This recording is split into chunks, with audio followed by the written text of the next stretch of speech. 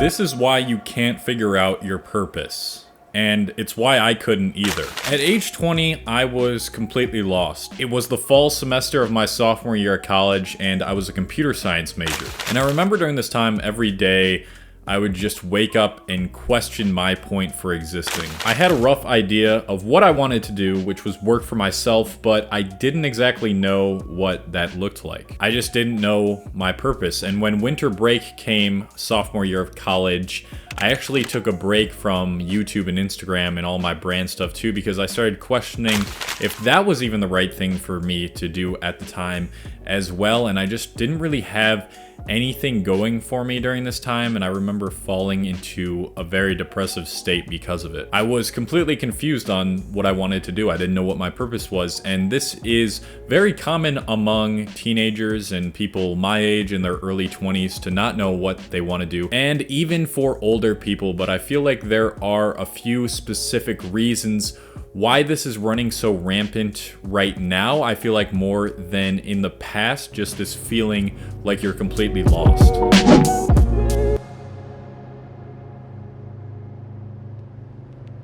One of the fundamental elements for living a life of purpose and a meaningful life is having a reason to get out of your bed in the morning. I know this kind of contradicts what I've said in the past about how you can be happy just living fully in the present moment and that's all you need and that life doesn't really make sense, but let's face it, we're humans. We're biologically wired to want to seek more, and that more has to be something meaningful. It has to be something painful that's going to cause struggle, that's going to cause you to grow and develop as a person, because during those times where I'm trying to grow myself as much as I possibly can, I'm never stopping to think, what is the purpose of my existence? And you might be surprised to hear that most people do this. Most people want to evolve and challenge themselves at a deeper level, but so many people, most people, do it in ways that isn't actually going to make them happy in the long run. We try to have a purpose and have a reason for existing in ways that aren't fulfilling at all. I think it's because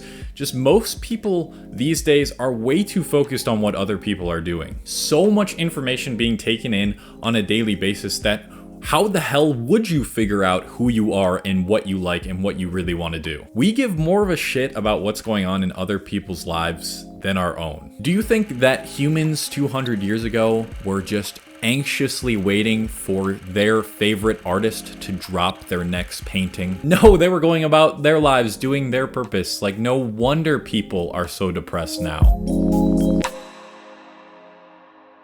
The questions we ask ourselves now aren't, what can I do that's deep and meaningful and will leave me fulfilled and have a positive impact on others? It's just, how can I be perceived as better than I actually am? And that comes with a lot of superficial shit. Society makes us value how people perceive us more and more now. It's more of an importance. And now I realize that I did this a lot during this time where I felt super lost and felt like I didn't have a purpose. Like, check out these Instagram photos during this time and tell me that doesn't scream, I need attention and validation. What people fail to realize is that the real validation and respect that comes from people isn't on how you look on social media or something else that isn't actually you. The real respect comes when you grind on your passion and purpose in silence for a long time. Then people are gonna start to wake up and really respect you and wonder how you seem so much more purposeful than them. A fake online persona literally sucks the realness out of you and just makes finding out who you really are and what you're meant to do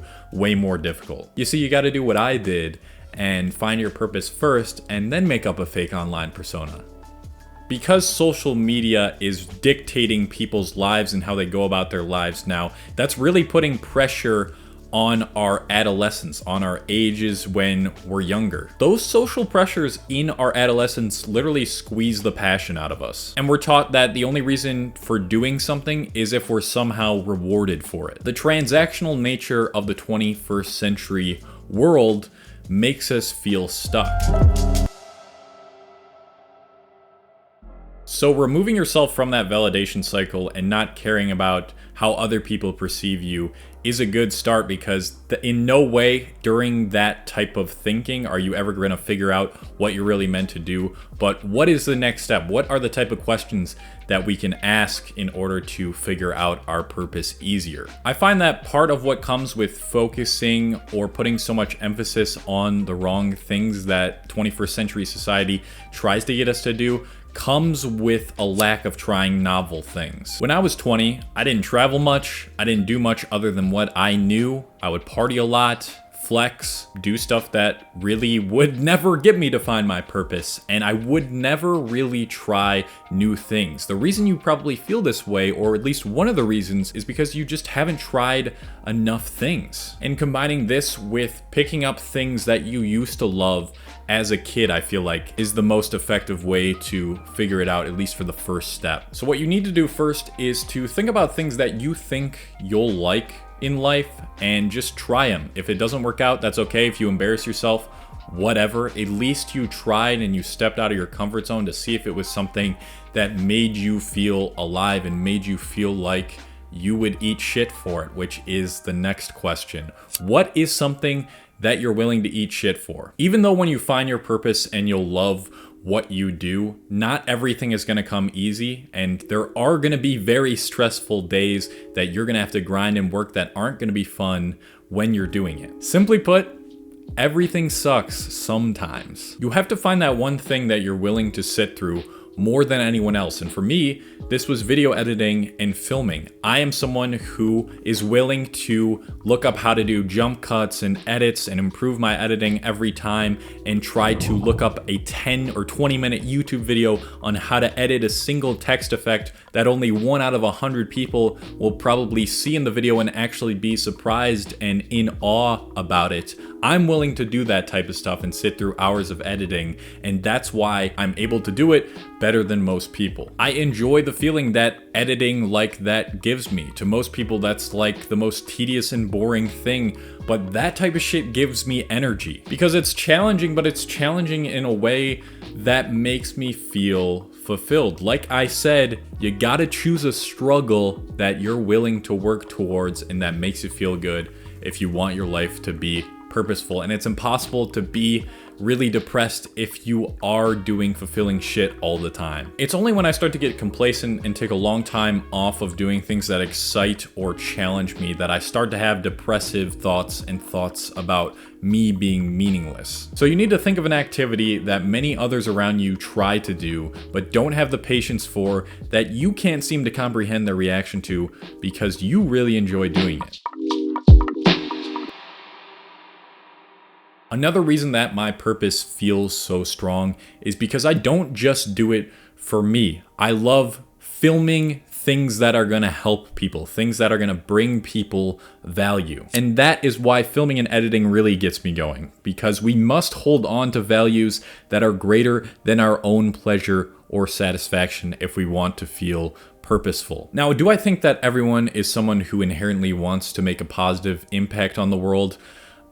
No, I don't, but I also think that negativity needs its place in the world in order for positivity to exist, because if everything was always positive, then positivity wouldn't actually exist. And so basically I'm trying to advocate for people finding a purpose that is negatively impacting people's lives, so I need to shut up right now. Okay, most of you on this channel are here for improving yourself, so I know that a lot of you guys are good guys and girls who want to do something that positively impacts people in a fun, lucrative way that you're able to make money off of. Another question that really helped me find my purpose was what makes me forget to go up and eat or use the bathroom. As a kid, I would do this with video games. I would stay up so late, hours on end, focusing on nothing but playing the games. But here's the problem, a lot of us have things like this, but it wasn't the actual playing the video games that I enjoyed so much. It's what cognitive principles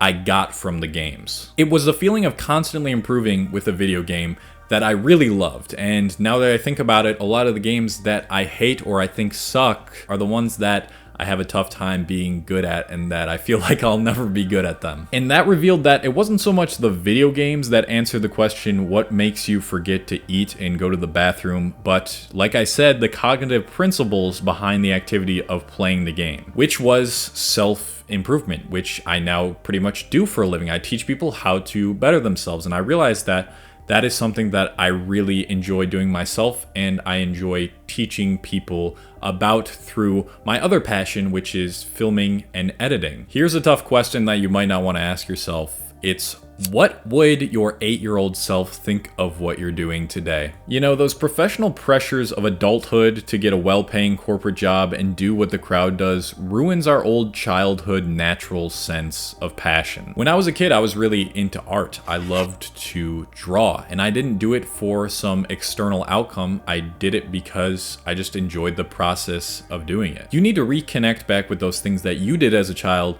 that made you feel so happy when you were doing them just to do them. And that means that these things were a form of play, and that is what your purpose is really gonna feel like. It is gonna be something that feels like play. And that means that your true purpose is something that you would still be doing even if you weren't making money off of it. You need to remember that. And when I talk about reconnecting back with the things that used to make you happy, I mean reconnecting back with the things that used to make you happy in a lasting happiness sort of way, not a dopamine hit from social media type of way. The only question you might need to ask yourself is, what is that one thing for you, or maybe multiple things for you, that you did as a child that you can make into a lucrative and fun business that you're willing to do more for than almost anyone else? When most people think about trying to find their purpose in something, they think of it in very serious ways, when really it's something that is going to be super fun to figure out and is going to involve and require